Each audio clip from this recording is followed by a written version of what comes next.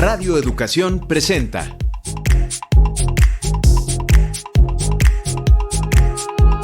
Datos y hechos, información y análisis confiables.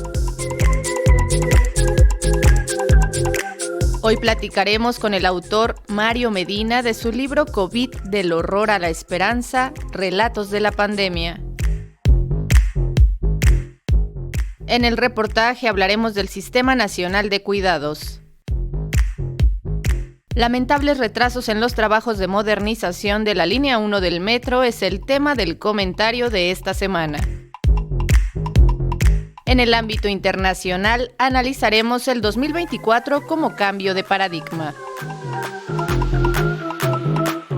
Disfrute de nuestra selección musical. Ya en el final de la tercera semana de diciembre, les saluda Alma Lilia Martínez a nombre de todo el equipo de producción. La invitamos a que nos acompañe los siguientes minutos con lo más relevante de la información generada en esta semana.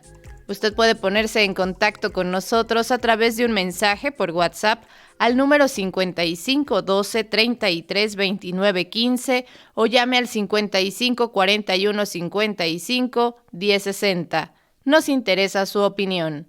Ahora demos paso a la entrevista. Adelante.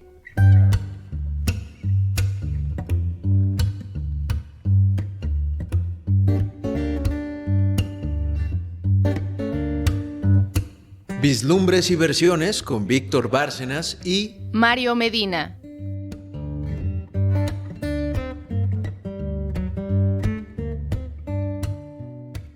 Esta tarde en Datos y Hechos de Radio Educación tenemos el gusto de platicar con Mario Medina Martínez, periodista, quien presenta estos días su último libro, su libro más reciente, su producción, este título que lleva COVID, del horror a la esperanza, relatos de la pandemia. Mario, ¿cómo estás? Bienvenido a este espacio. ¿Qué tal, Víctor? Muy buenas tardes a nuestros amigos del auditorio de Radio Educación. Pues aquí con el gusto de que tú, compañero reportero, me entrevistes. Así es, Mario. Pues primero preguntarte qué te llevó a conjuntar esta serie de crónicas y relatos respecto de lo que nos afectó a todos, la pandemia del COVID, que pues sí nos trastocó muchas vidas y generó mucha incertidumbre en la población del mundo, pero sobre todo particularmente lo que refleja tu libro, lo que ocurrió en México. Cuéntanos por qué te acercas de esta manera a narrar estas historias. Bueno, yo creo que lo primero que me hace a buscar a historias, reportero, yo estaba trabajando en casa, como muchísima gente le ocurrió lo mismo, y bueno, pues yo podía a través de la computadora, a través del teléfono celular, empecé a ver entrevistas, trabajos periodísticos de compañeros reporteros que estaban pues reflejados trabajos. Algunas gentes vivían que eran momentos bastante preocupantes, bastante tristes, documentaban hechos que ocurrían en hospitales o situaciones que vivían familias. Y bueno, dije, es que es importante que esta información no se pierda, es información que debe prevalecer y no quedarse en una liga que esté guardada en YouTube o en un espacio que hay que dar simplemente. Entonces, yo dije que era necesario poder rescatar esa información, transformarla muchas veces, claro, respetando el espíritu de la nota periodística, respetando el trabajo de los compañeros, y fue así que fui recabando algunas historias que leía en diferentes medios, La Jornada, El Sol de México, el Excelsior, algunas notas de medios electrónicos. Entonces las fui recabando, las fui juntando y les fui dando, empecé a pensar en el libro ya, que pudiera explicar lo que se estaba publicando, pero también vi la necesidad que como reportero tenía de generar información, de recabar información, y entonces fue como empecé a acudir a compañeros, amigos, médicos, que me pues acercaran con esas personas para que me contaran sus historias. Yo les decía, necesito que me cuenten sus preocupaciones, sus miedos, sus esperanzas, ¿no? Entonces fue como empecé a entrevistar luego a médicos, a enfermeras, a trabajadores que estaban en hospitales. Empecé a buscar esas historias. Yo inicialmente al libro lo titulé, fue la idea que inicialmente tuve, que se llamara Historias de COVID, porque eran fui recabando esas historias, ese trabajo de historias, fue como fui recabando esa información poco a poco. Pero bueno, ya cuando ya iba teniendo esa información, dije, es necesario también saber cómo empezó el COVID, de dónde empezó. Ya había mucha información, desde luego, pero empecé a documentar información a través igual de notas periodísticas que salían en diferentes partes del mundo, que documentaron, que informaron sobre cómo pudo haber ocurrido pues, el nacimiento, por decirlo de alguna manera, del SARS-CoV-2, del COVID-19 en China, a través de periódicos que había traducciones de los medios chinos. Empecé a crear esas historias, y la primera historia habla del que le llamo el paciente cero. El paciente cero es que pues, no sabemos quién realmente fue la primera persona que se contagió en Wuhan, pero se habla a través de esa información que se recabó de quién pudo haber sido el paciente que se contagió, fue el primero en contagiarse. Claro, Mario, sin duda estás documentando una etapa muy dolorosa de nuestra historia y sobre todo, pues refleja la fragilidad humana. ¿Qué te deja esta recuperación de la memoria, de acercarte a este tema tan doloroso como periodista y como escritor? ¿Estás tratando de hacernos conciencia de algo? Sí, desde luego que es uno de los principales objetivos de este libro, ¿no? Yo he dicho que a pesar del dolor, a pesar de la tristeza, esto no lo debemos olvidar. Estas historias, estas circunstancias que vivimos, no solamente en México, sino en el mundo, deben quedar indelebles, no deben borrarse ni en la memoria de los seres humanos, ni en la memoria documental. ¿Sí? Deben estar presentes para pues, evitar cometer errores, evitar esas campañas que lamentablemente, Víctor, ocurrieron y que están ahí, de campañas no solamente contra el gobierno mexicano, habrá que decirlo, sino contra otros muchos gobiernos, porque pues había medios con intereses aquí en México muy particular, medios de comunicación, periodistas, que en vez de dedicarse a orientar a la población, en vez de tratar de ayudar a la población, parecía que el objetivo era otro, sino el golpetear al gobierno. Era dificilísimo, y lo han dicho no solamente se dijo aquí en México, se dijo por parte de la OMS, la Organización Mundial de la Salud, por parte de la ONU, ¿no? Era una enfermedad que desconocíamos por completo, no sabíamos qué podía pasar, no sabíamos cómo enfrentarla, cómo atenderla, cómo ganarle la batalla al COVID-19, cómo derrotar a la muerte. Y entonces había pues, diferentes formas, trataban los médicos, los especialistas, de ver qué era lo que se podía, con qué medicamentos se podía salvar la gente. No había nada. Entonces, efectivamente, este trabajo tiene ese propósito, no olvidar, que la memoria siempre esté fresca, porque no sabemos en qué momento podamos enfrentar una pandemia similar, y creo que esto nos debe ayudar a estar preparados por lo que pudiera venir en algún momento, en un año, 2, 10, 20, 30, 50 años, no sabemos, pero saber tomar conciencia de lo que nos ocurrió y no cometer diferentes tipos que cometieron las autoridades, los médicos, los medios de comunicación, como insisto, ¿no? Y nosotros como sociedad también, Víctor. Claro, Mario Medina, el título es COVID, del horror a la esperanza. Seguramente también en estos relatos encontramos pues visiones de solidaridad, de esperanza, de hermandad que se dieron en un contexto de drama por la pandemia. También están reflejadas estas historias que nos llevan a pensar que el humano tiene todavía futuro aún en la adversidad. Sí, claro. Hay muchas historias, por ejemplo, historias desde quienes no creían en la existencia del COVID, que difundían versiones de que no existía y que llamaban pues, a no ser caso, ¿no? Hay otras historias que yo considero importante que se reflejaran, de personas que lamentablemente murieron pues por sus patrones, por ejemplo, ¿no? Que no los obligaban a ir a trabajar cuando el trabajo que desarrollaban no era necesario, no era urgente que estuvieran ahí. Sin embargo, muchos murieron por ejemplo, inclusive algunos compañeros reporteros que fallecieron porque pues los obligaban a asistir al trabajo, ¿no? Entonces, claro que sí, o sea, es un trabajo que nos hace tratar de solidarizarnos con los demás, ¿no? Tratarnos de denunciar también, también es un trabajo de denuncia, inclusive de médicos, ¿no? Perdón, de personajes políticos como Juan Sandoval Íñiguez, que decía que no, que el COVID no existía, sin embargo decía que con un té se salvaba a la gente, ¿no? historias como la de un caricaturista del periódico Reforma, ¿sí? Calderón, que es entendible que pueda tener su posición contra el gobierno, que tuvo su posición contra el gobierno de Andrés Manuel López Obrador, pero llegó al extremo de inventar que su familia había ido a Estados Unidos y que la habían vacunado contra el COVID, cuando en ese momento todavía no se vacunaba en los centros comerciales. Él dijo que se habían vacunado en los centros comerciales su familia y que sin problema. Sin embargo, lo desmiente el mismo gobierno tejano y dice todavía no se empieza a vacunar en los centros comerciales, y no tuvo él otra más que aceptar que había mentido. Entonces, son circunstancias que era necesario ponerlas ahí, no olvidarlas, no solamente hablar de lo que la gente había vivido, de lo que la gente había vivido, sino esas otras historias políticas o de personajes como Norberto Rivera Carrera, que pues sabemos que tiene mucho dinero, ¿no? Sin embargo, se contagia de COVID, va a un hospital privado y le pide al episcopado que le pague la cuenta del hospital.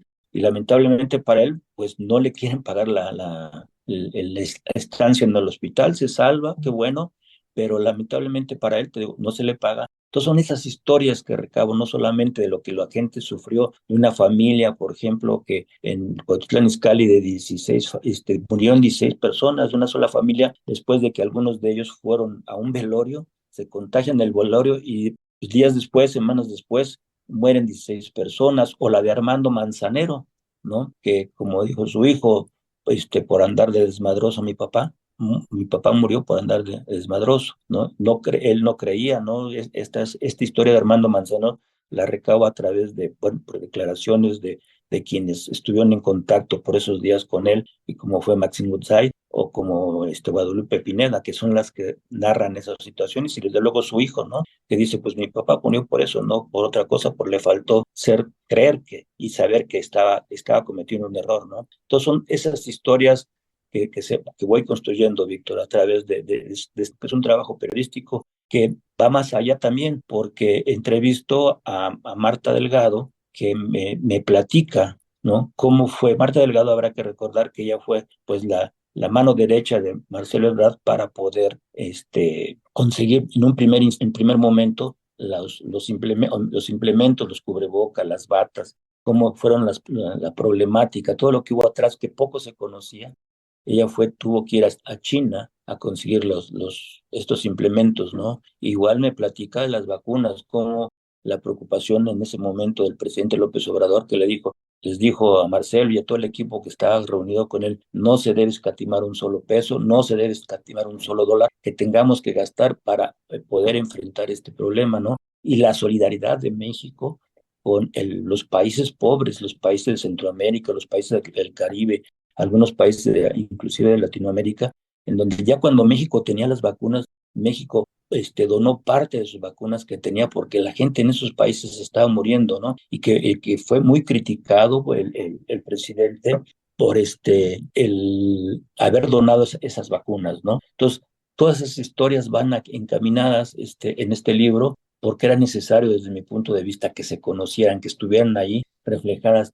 Te digo, no una liga de YouTube, una liga de Internet, sino que pudiéramos tenerlas en un solo documento. Claro, sin duda, para no olvidar todo lo que nos reta como sociedad, una amenaza de estas dimensiones, pero también justamente mencionabas a los liderazgos políticos y veíamos que en otros países como en Brasil o Estados Unidos, los propios liderazgos como Bolsonaro o Trump negaban la existencia de esta amenaza. ¿Y cómo fue, según tu visión y a través del libro, puedes narrar lo que fue para las autoridades mexicanas resolver esta amenaza de la pandemia? Pues mira, yo creo que fue una decisión importante tener el convencimiento, en primera instancia, de que existía, en el caso de Bolsonaro, ¿no? Decía que no existía el COVID, ¿no? Y igual, se contagia inclusive después él, ¿no? Pero no había una decisión social de apoyar a la gente. En el caso del gobierno, México sí decida dar ese paso, ¿no? Trump, o el contrario, por ejemplo, el gobierno chino, diciendo que el gobierno chino había propagado el virus de manera, pues a propósito, ¿no? Cuando inclusive los mismos servicios de espionaje americano pues al final, después de de mucha información más bien de que se saca, que conocen, le dicen, no, pues no hay ninguna información que verdaderamente nos diga que fue un virus hecho a propósito, creado en laboratorios y luego propagado para el mundo, ¿no? En este caso el gobierno mexicano, te insisto, es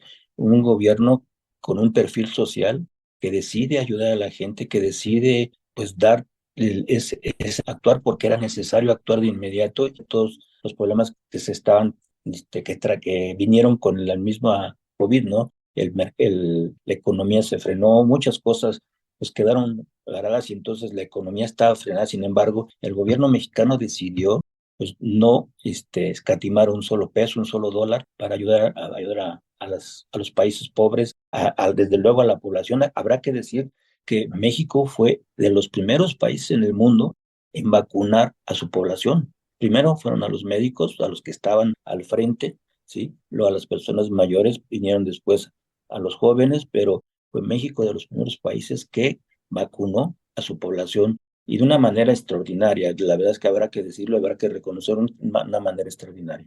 Mario, sin duda recuperar la memoria para no olvidar o no repetir errores es importante, y desde luego que tu libro COVID, del horror a la esperanza, relatos de la pandemia, pues nos llevan a reflexionar colectivamente respecto de esta ruta. Muchas gracias por aportarnos tu versión de los hechos. ¿Y dónde podemos conseguir este material? Mira, Héctor, ahorita ya lo está distribuyendo en las librerías del Fondo de Cultura. Estamos en un proceso para que posteriormente, probablemente en la segunda quincena de diciembre, esté ya en algunas librerías en el interior del país. Ya del Fondo de Económica estaremos avisándoles muy seguramente. Debería estar en otras plataformas como Amazon probablemente. Estamos en ese trabajo de que se pueda vender también a través de otras plataformas. Pues muchas gracias, Mario Medina, por aportarnos tu testimonio respecto de esto que tenemos que reflexionar colectivamente. Un abrazo. Te agradezco, Víctor, y agradezco al auditorio de Radio Educación, a todos nuestros radioescuchas, a tus radioescuchas, y pues un abrazo, y que pues sigamos reflexionando sobre lo que vivimos en ese momento, y como tú dices, que la memoria no se borra. Claro que sí. Gracias. Buenas tardes.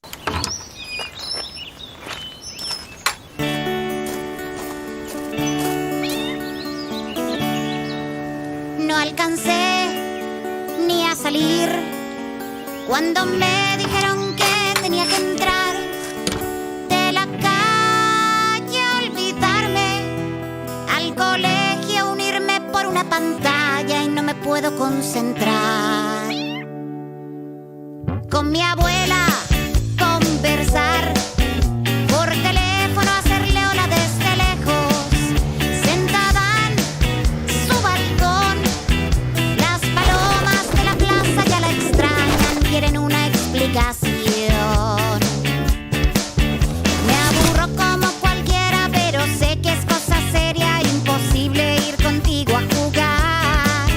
Tu abrazo bien vale la espera. Solo quiero que esto acabe y la vida vuelva entera. El invierno siempre tiene un final. Mañana será primavera.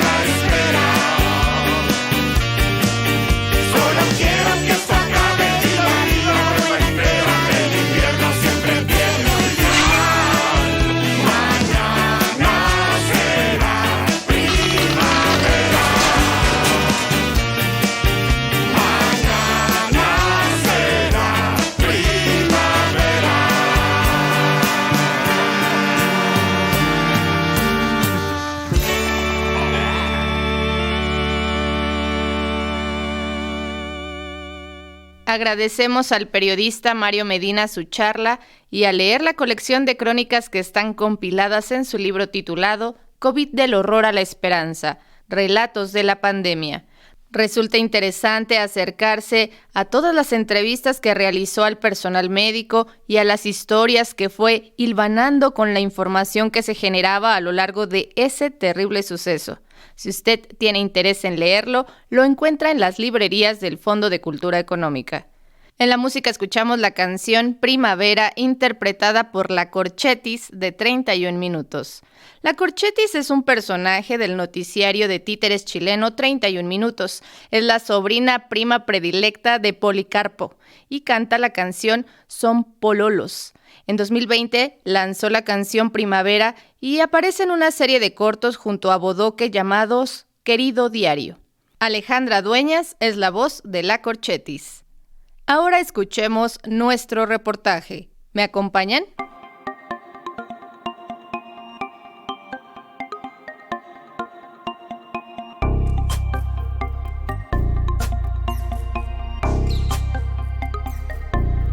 Conexión informativa con Elizabeth Montes. Sistema Nacional de Cuidados.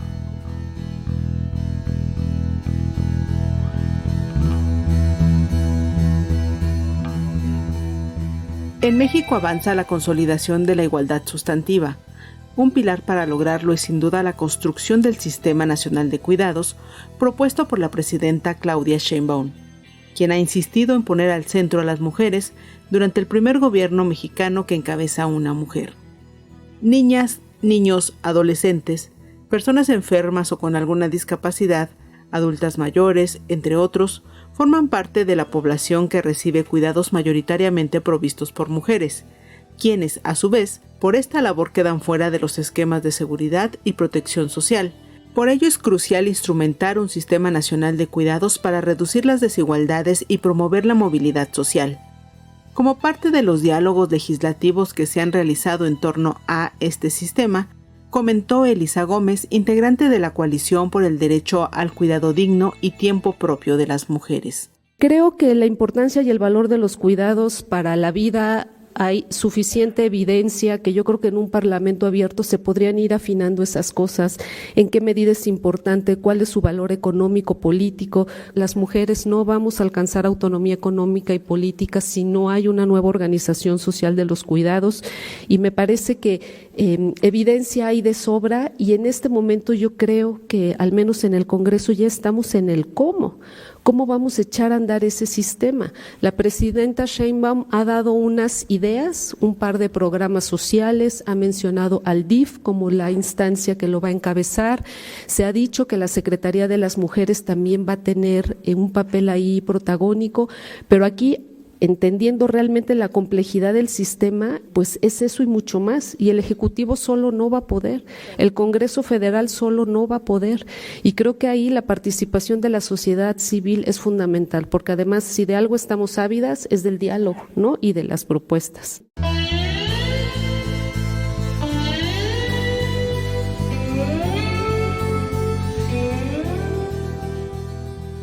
Para diversas especialistas, el Sistema Nacional de Cuidados debe poner en el centro el tiempo de las mujeres para descansar, estudiar o trabajar con salario remunerado, y ese tiene que ser el principal objetivo de la política de cuidados en nuestro país. Anayeli Muñoz, diputada federal e integrante de la Comisión de Igualdad de Género de la Cámara de Diputados, considera incluso que esta iniciativa es la política pública más importante del sexenio. Me parece que esta es sin duda la política pública del sexenio.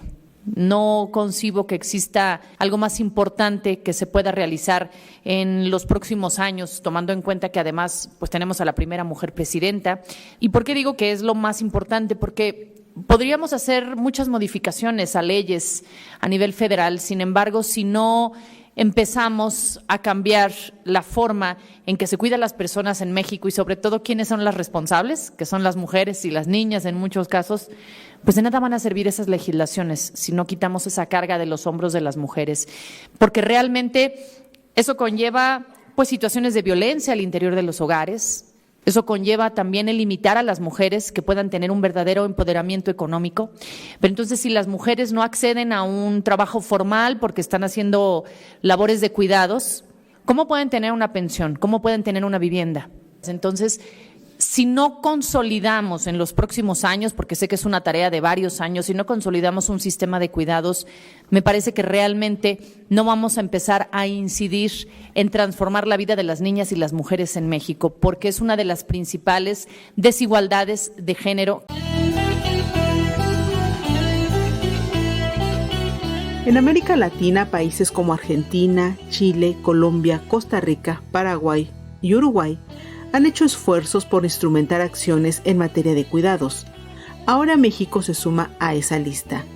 De acuerdo con el INEGI, en 2023, el valor económico de las labores de cuidado fue de 8.4 billones de pesos, lo que equivale al 26.3% del Producto Interno Bruto. En ese sentido, Lourdes Jiménez Brito, representante de la Conferencia Interamericana de Seguridad Social, llamó a desfamiliarizar y desfeminizar esas tareas para atacar la desigualdad que genera ver las tareas de cuidado como un asunto de género. Si las políticas que estamos discutiendo están realmente dando en el corazón del problema identificado, que los dos problemas o las dos características problemáticas de la provisión desigual de los cuidados es su alto grado de familiarización y su alto grado de feminización, entonces tenemos que ser muy cuidadosas y cuidadosos de evaluar si la respuesta que se nos está dando desde, pues básicamente la gestión pública y política, están orientadas a defeminizarlo y a desfamiliarizarlo. Porque si esa respuesta no defeminiza y no defamiliariza, no estamos diciendo que no contribuya. Estamos diciendo que no ataca las principales problemáticas de la actual organización social del cuidado.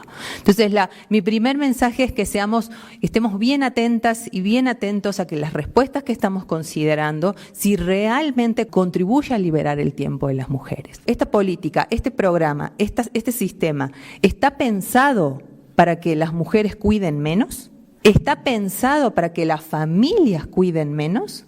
¿O está sobrecargando todavía más a las familias y a las mujeres? Gracias por tu escucha. Nos reencontramos el próximo miércoles con otro tema de interés, aquí, en Datos y Hechos. Naranjas y limas y limones, más linda es la Virgen que todas las flores. A las buenas noches, ya estamos aquí está la rama que les prometí. Naranjas y limas y limones, más linda es la Virgen que todas las flores. Aquí está la rama con gusto y unión, guardando los cantos y la tradición. Naranjas y limas y limones, más linda es la Virgen que todas las flores. Desde Veracruz venimos cantando y una posada venimos buscando. Naranjas y limas y limones, más linda es la Virgen que todas las flores. Allá en un pueblito, allá en la ribera, hicieron posada en la Nochebuena. Naranjas y limas y limones, más linda es la Virgen que todas las flores. Arre borreguito, vamos a Belén, a ver a la Virgen y el niño también. Naranjas y limas y limones, más linda es la Virgen que todas las flores. La Virgen María su pelo extendió, hizo una cadena que al cielo llegó. Naranjas y limas y limones, más linda es la Virgen que todas las flores. A la medianoche un gallo cantó y en su canto dijo ya Cristo nació. Naranjas y limas y limones, más linda es la Virgen que todas las flores. Zacatito verde lleno de rocío, el que no se tape se muere de frío. Naranjas y limas y limones, más linda es la Virgen que todas las flores. Salgan a la puerta, miren qué bonito, verán a la rama con sus farolitos. Naranjas y limas y limones, más linda es la Virgen que todas las flores. Pasen para afuera, miren qué primores, verán a la rama cubierta de flores. Naranjas y limas y limones, más linda es la Virgen que todas las flores. Denme mi aguinaldo si me lo han de dar, que la noche es corta y tenemos que andar. Naranjas y limas y limones, más linda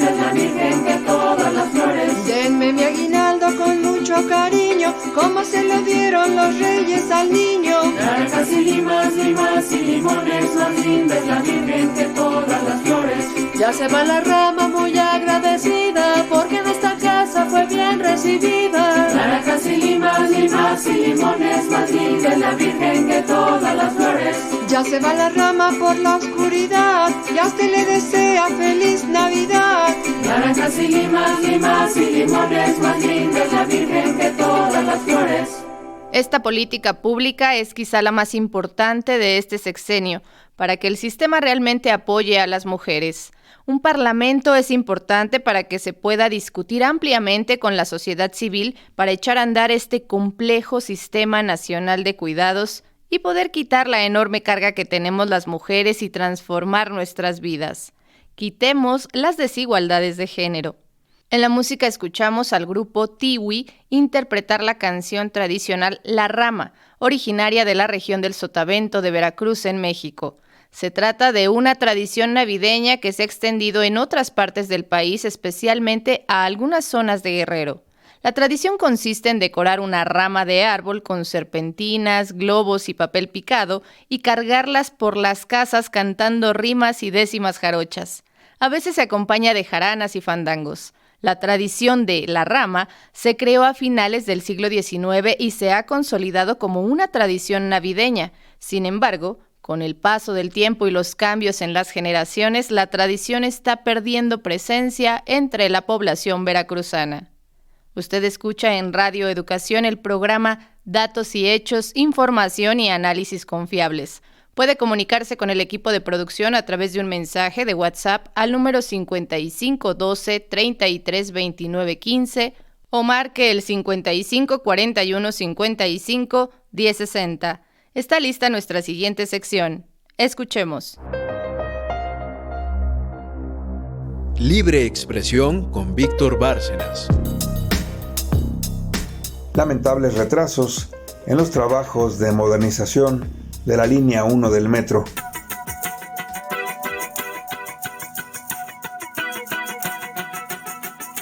Desde julio del 2022, hace más de 2 años, comenzaron los trabajos de remodelación y puesta al día de la línea 1 del metro que traslada pasajeros de la estación Pantitlán a Observatorio en la populosa capital mexicana. Los usuarios habituales de este tramo del transporte subterráneo en la Ciudad de México han aguantado los contratiempos, afectaciones y retrasos que esta obra representa, y el aliciente para atender tal sacrificio en la movilidad cotidiana es tener en el futuro cercano un mejor y modernizado medio de transporte que no contamina. Sin embargo, estos días se anunció la postergación hasta el próximo año de la reapertura total de la línea 1 del metro. La promesa de que este 2024 terminarían los trabajos de modernización, lamentablemente, quedó incumplida. Hay que recordar que el pasado 13 de septiembre se reabrió el servicio de las estaciones Valderas y Salto del Agua y el tramo de la primera etapa de reconstrucción que va de la estación Pantitlán hasta Isabel la Católica se reabrió el 29 de octubre del año pasado, de tal modo que actualmente solo operan 13 de las 20 estaciones que integran la línea 1 del metro. Cifras oficiales señalan que la obra de modernización de la línea 1 del metro se ha traducido en la reducción del número de usuarios.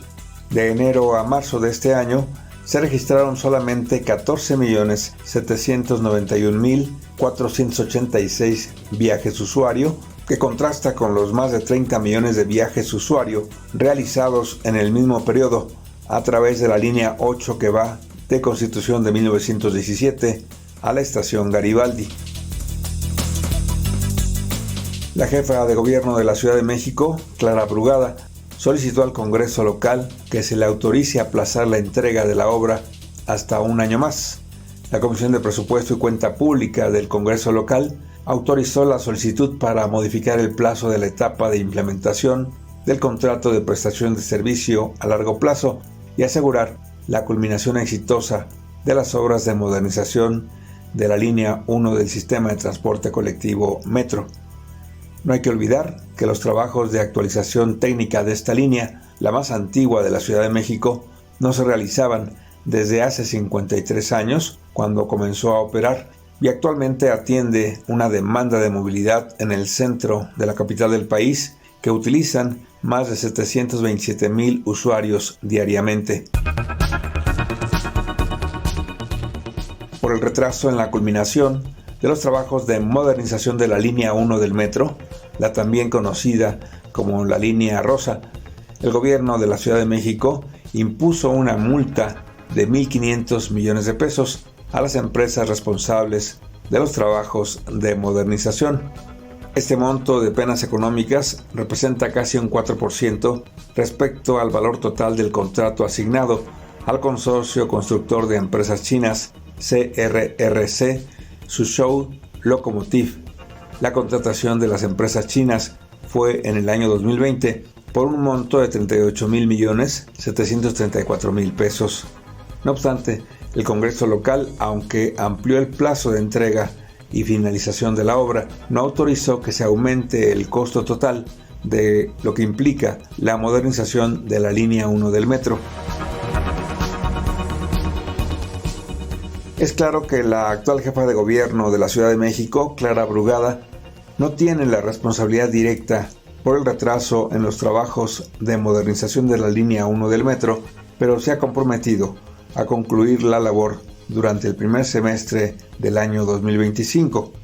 Por lo menos, la modernización estará lista hasta el tramo que culmina en la estación Chapultepec, asegura Brugada, quien reconoció que la conclusión total de las labores de la estación terminal de Observatorio inevitablemente se retrasa por la interferencia que ha generado en el plan inicial la etapa final de la construcción del tren interurbano que proviene de Toluca, el llamado tren insurgente. Lo ideal hubiera sido que se cumpliera el plazo para la culminación de los trabajos de modernización de la línea 1 del metro, pero si ello no es posible, se debe actuar con responsabilidad para que, no por las prisas, se reduzcan los niveles de seguridad en la culminación de los trabajos de modernización de tan importante medio de transporte público. Esperemos que así sea. Y recuerden, a pesar de todo, la maravilla nos acecha. No la dejen escapar. We wish you a Merry Christmas. We wish you a Merry Christmas. We wish you a Merry Christmas and Happy New Year. We wish you a Merry Christmas. We wish you a Merry Christmas.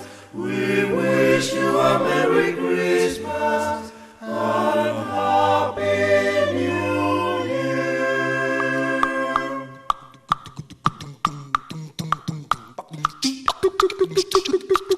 Cuidado.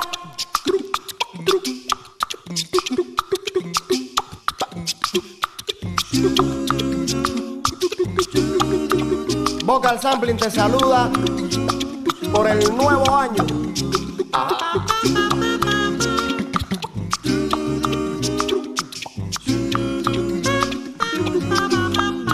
Dilo tú. Felicidad, felicidad, te deseamos en la nueva Navidad. Para todos. Felicidad, felicidad, te deseamos en la nueva Navidad.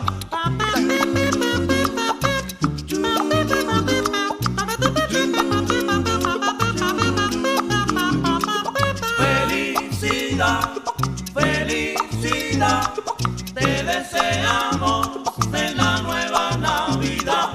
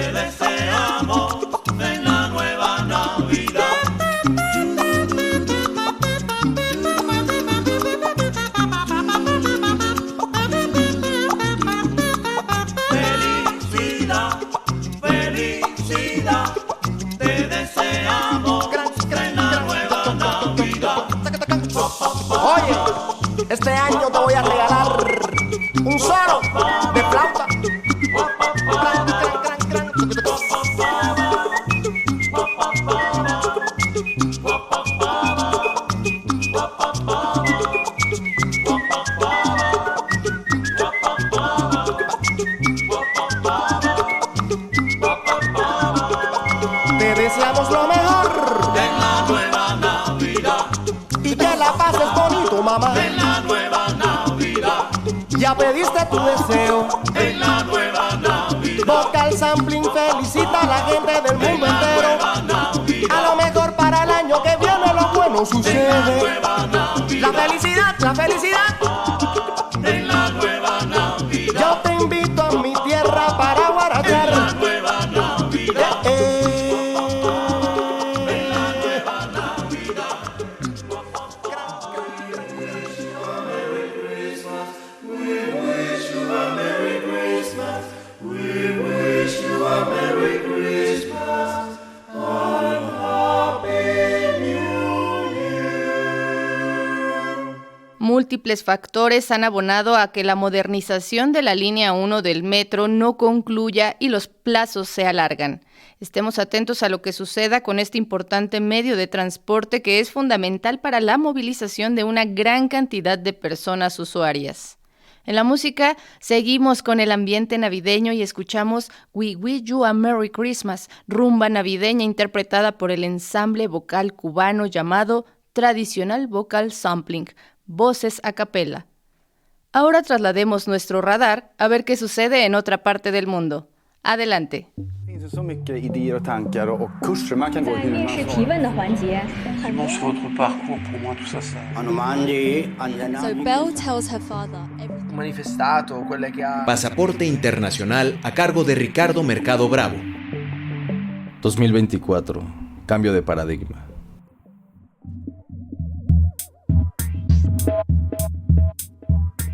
Este año, uno de los más movidos de lo que va de la década, fue anunciado como uno de grandes cambios en lo político, pues coincidió con elecciones variopintas en cerca de 100 países. De entre ellas, en muchas de las más importantes, no hubo grandes sorpresas, pero sí un tema recurrente que debemos observar con más detenimiento a lo largo del 2025.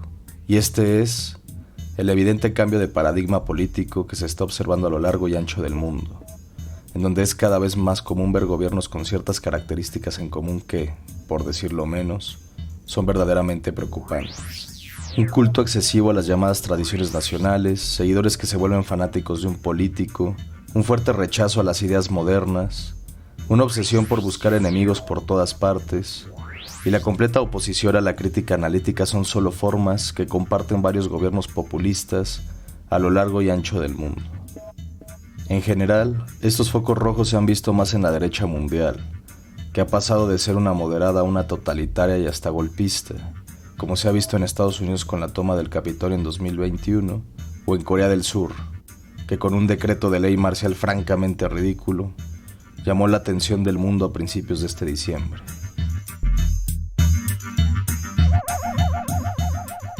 Es curioso cómo hace 3 décadas, a principios de los 90, la derecha liberal celebró la caída del comunismo como si fuera la de los totalitarismos. Teorías como la del fin de la historia de Francis Fukuyama pulularon y se creyó, de manera evidentemente infantil e inocente, que la democracia liberal era el antídoto para todo. Ese paradigma que ha dominado las últimas 3 décadas es el que se ha resquebrajado de manera paulatina desde el 2016, cuando la victoria de Trump en las presidenciales estadounidenses, y en especial el Brexit en Europa, sorprendieron a propios extraños. La mayor parte del mundo ya no cree en la democracia liberal, pues no ha dado los resultados prometidos. La desigualdad a nivel mundial ha aumentado y con ello la brecha entre quienes tienen más libertades que otros. El 76% de la riqueza mundial está en manos del 10% más rico de la población, mientras que la mitad más pobre solo posee el 2% de esa riqueza.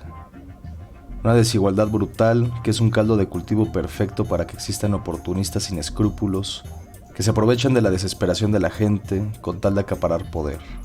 Por eso, los personajes excéntricos e ignorantes se han vuelto la norma, el pan de cada día.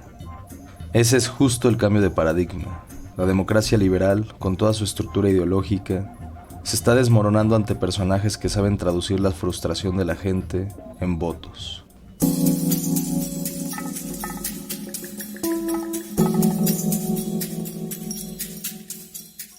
Ante esto, ¿quién es el culpable?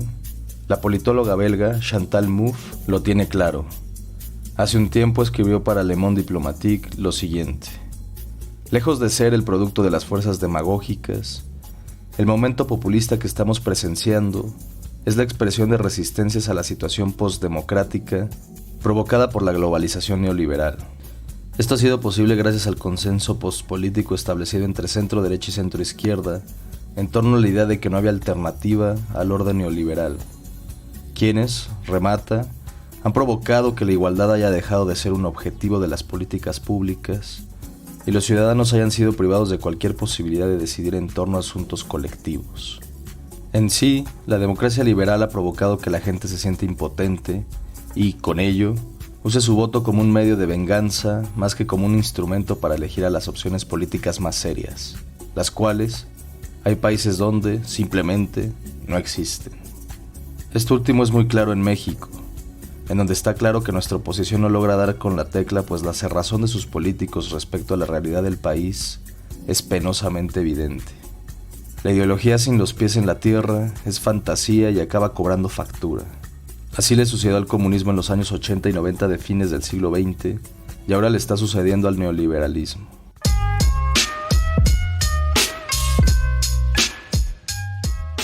El problema ahora es saber qué nos espera de este boom de populismos que estamos experimentando en la mayor parte de los países a nivel global. En ellos, además de un profundo sentimiento antiintelectual, predominan otros males como aquellos grupos que no creen en el cambio climático o en la ciencia más elemental, un detalle muy peligroso para los tiempos que corren.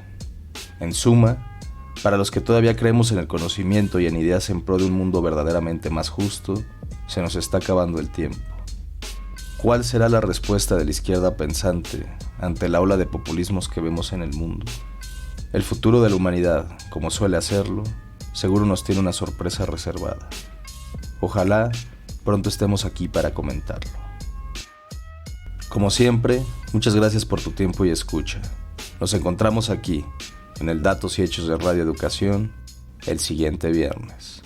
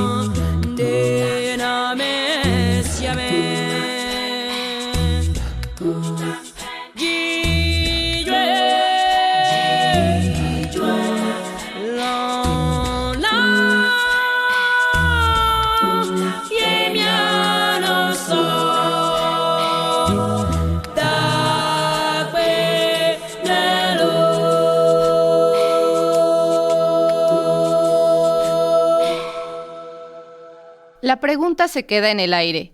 ¿Cuál será la respuesta de la izquierda pensante ante la ola de populismos que vemos en el mundo? Estaremos atentos para analizarlo y entender lo que suceda. Escuchamos San Bebedé o Noche Santa tradicional interpretada por Angelique Kidjo. Ella es una cantante y compositora originaria de Benín, país ubicado en África. Es conocida por sus distintas influencias musicales y por su creatividad en videos musicales.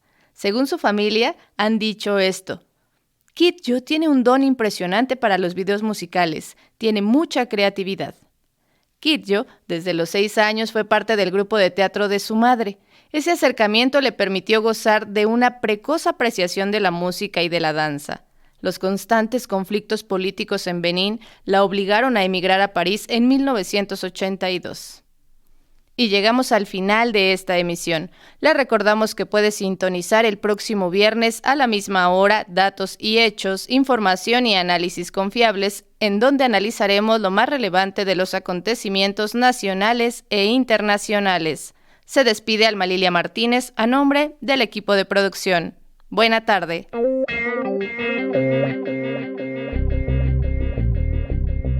Esto fue Datos y Hechos, información y análisis confiables.